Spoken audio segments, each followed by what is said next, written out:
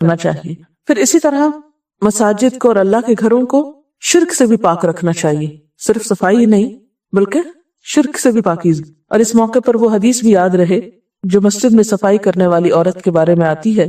بخاری کی روایت ہے, حضرت ابو ہریرہ رضی اللہ تعالی عنہ سے روایت ہے کہ ایک سانولی عورت مسجد میں جھاڑو دیا کرتی تھی. جب وہ فوت ہو گئی تو نبی صلی اللہ علیہ وسلم نے اس کو نہ دیکھا تو لوگوں سے پوچھا کہ وہ کہاں گئی, تو اس پر انہوں نے کہا کہ اس کی وفات ہو گئی.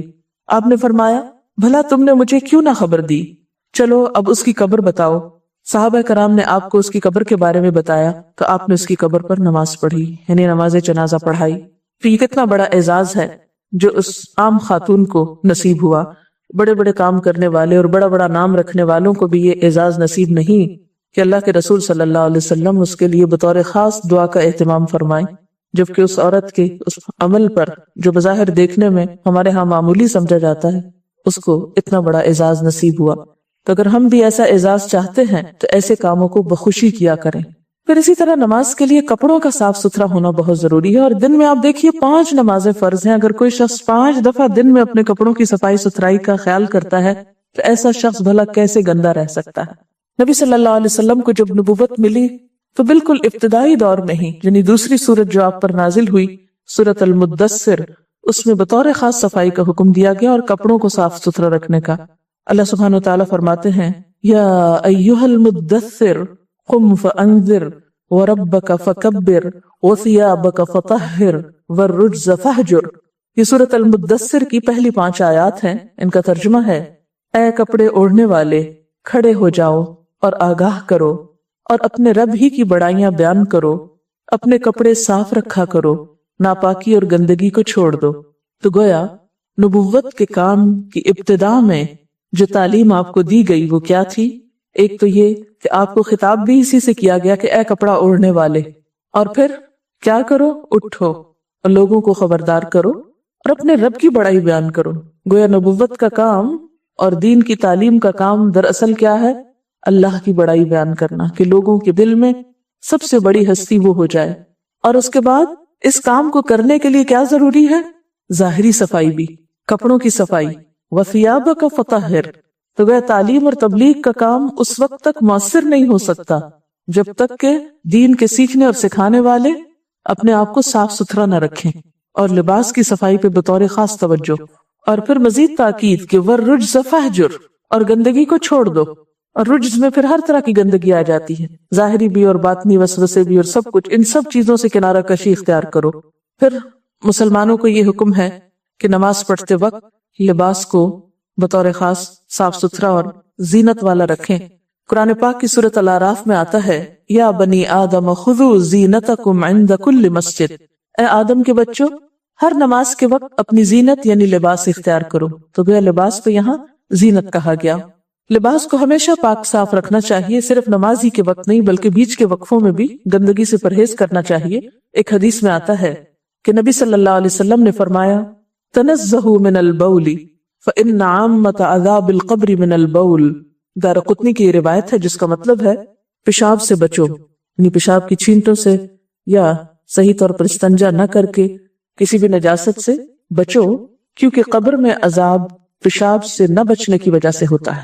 یعنی اگر چھینٹوں وغیرہ سے نہیں بچیں گے تو کپڑے ناپاک ہوں گے, کپڑے ناپاک ہوں گے تو نماز نہیں ہوگی, عبادت قبول نہیں ہوگی, جسم بھی ناپاک ہوگا, تو پھر ناپاک انسان اس کے لیے پھر انجام کیا ہے؟ عذاب. آپ صلی اللہ علیہ وسلم کا گزر ایک مرتبہ 2 قبروں پر سے ہوا تو آپ نے فرمایا ان دونوں کو عذاب ہو رہا ہے, اور عذاب بھی کسی بڑی بات پہ نہیں ہوا. ان میں سے ایک تو چغل خوری کرتا تھا, یعنی لوگوں کی خراب باتیں ادھر سے اٹھا ادھر پہنچا, اور دوسرا پیشاب کی چھینٹوں سے نہیں بچتا تھا. تو اس سے کیا پتہ چلتا ہے کہ پیشاب کرتے وقت خاص طور پر اپنے آپ کو پاک رکھنا اور چھینٹوں سے بچانا انتہائی ضروری ہے. بعض لوگ اس بات کا اہتمام نہیں کرتے, اور نہ صرف یہ کہ اپنے کپڑے اور اپنا جسم نہیں بچاتے بلکہ وہ ساری جگہ بھی گندی کر دیتے, اور گندا کرنے کے بعد اسے دھونے کی بھی توفیق نہیں ہوتی. تو کسی مسلمان سے اس بات کی توقع نہیں رکھی جا سکتی. پھر اسی طرح قرآن پاک کی تلاوت کے وقت پاک صاف ہونا ضروری ہے. ناپاکی کی حالت میں بغیر وضو کے قرآن پاک کی عبارت کو ہاتھ نہیں لگانا چاہیے. اگر کبھی کسی مجبوری کے تحت ہاتھ لگانا بھی ہو تو کسی کپڑے کے ساتھ پکڑ کر یا کسی چیز کی آڑ میں آیات کو ہاتھ لگانا چاہیے، اس کے بغیر نہیں۔ قرآن پاک میں آتا ہے لا یمسہ الا المطہرون، اسے پاک لوگوں کے سوا کوئی نہ چھوئے۔ پھر آپ دیکھیے کہ جیسے حج ایک بہت بڑی عبادت ہے، تو حج کے موقع پر بھی طواف کرنے والوں کے لیے پاک صاف ہونا ضروری ہے۔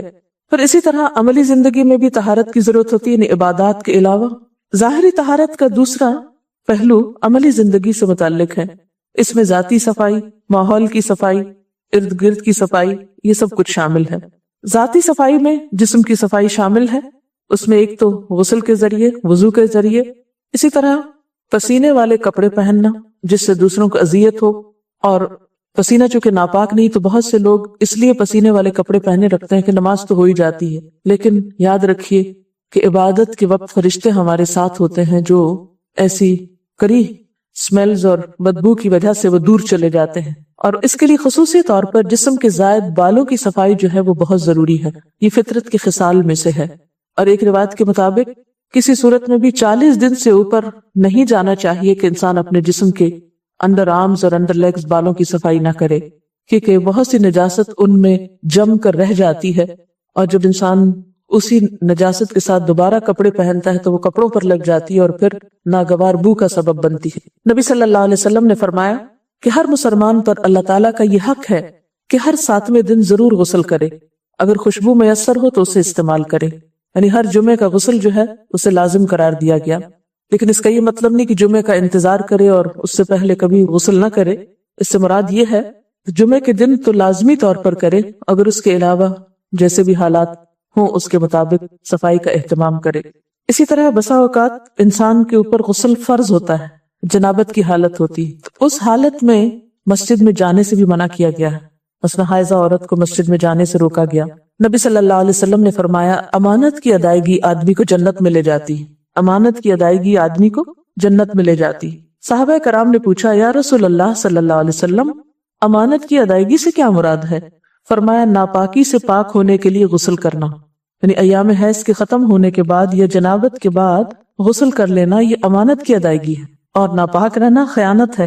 تو بعض لوگ انتظار کرتے رہتے ہیں کہ اچھا 7 دن پورے ہوں گے تو پھر نہا لیں گے، حالانکہ انہیں اس سے پہلے ہی نہانے کی ضرورت ہوتی ہے، لیکن اس کو بے وجہ لٹکاتے رہتے ہیں۔ تو اس ناپاکی کے ساتھ چلنا پھرنا یہ بہت ہی ناپسندیدہ کام ہے۔ آپ صلی اللہ علیہ وسلم نے فرمایا ناپاکی سے پاک ہونے کے لیے غسل کرنا، اس سے بڑھ کر اللہ نے کوئی امانت مقرر نہیں کی، کیونکہ اس چیز کا کسی دوسرے کو پتہ نہیں ہوتا نا، انسان صرف خود ہی جانتا ہے کہ میری کنڈیشن کیا ہے۔ فرمایا اس سے بڑھ کر کوئی امانت نہیں، بس جب آدمی نہانے کی حاجت ہو جائے تو غسل کرے۔ ایک اور روایت میں ہے کہ نبی صلی اللہ علیہ وسلم نے فرمایا خصال فطرت 10 ہیں، مونچھیں ترشوانا، کیونکہ وہ بھی زائد بال جب لمبے ہو جاتے ہیں تو کھانا پینا ان کے ساتھ لگ کر بسا اوقات جراثیم کے پلنے کا سبب ہوتا ہے۔ داڑھی بڑھانا، لیکن صرف بڑھانے کا حکم نہیں بلکہ اس کو صاف ستھرا رکھنے کا بھی حکم ہے۔